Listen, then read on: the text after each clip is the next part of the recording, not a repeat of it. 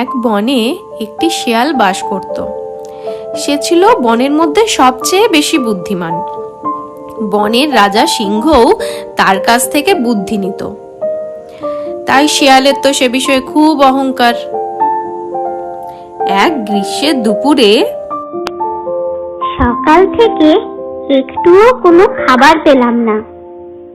আজ এই বনে হয়েছেটা কি? আর যে পারা যাচ্ছে না। সকালে সিংহরাজের সভায় গিয়েই আমার এত দেরি হয়ে গেল।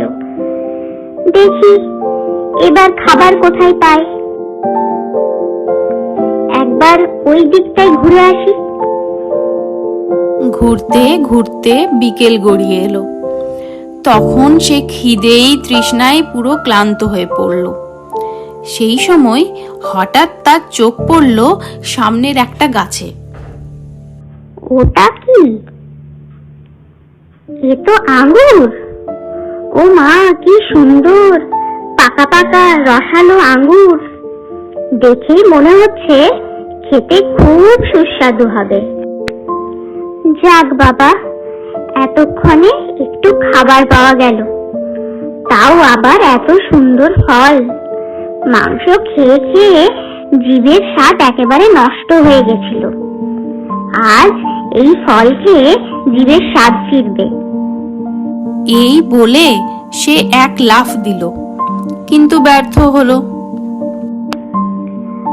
যা, এ তো দেখছি বেশ উঁচুতে। ঠিক আছে, তাতে কি, আমি এই ফল পেড়েই ছাড়বো। আমার এত বুদ্ধি, আমার তো হেরে গেলে চলবে না। এই বলে সে আরেকবার লাফ দিল, কিন্তু আবারও ব্যর্থ হলো। সে বারবার চেষ্টা চালাতেই থাকলো, কিন্তু প্রতিবারেই সে বিফল হলো। বেচারা শেয়াল খিদেই তৃষ্ণায় লাফালাফি করে ক্লান্ত হয়ে মাটিতে বসে পড়ল। তার খুব রাগ হলো। সে নিজেকে সান্ত্বনা দিয়ে বলল, আঙ্গুর ফল আবার কেউ খায় নাকি? ছি, আঙ্গুর ফল টক।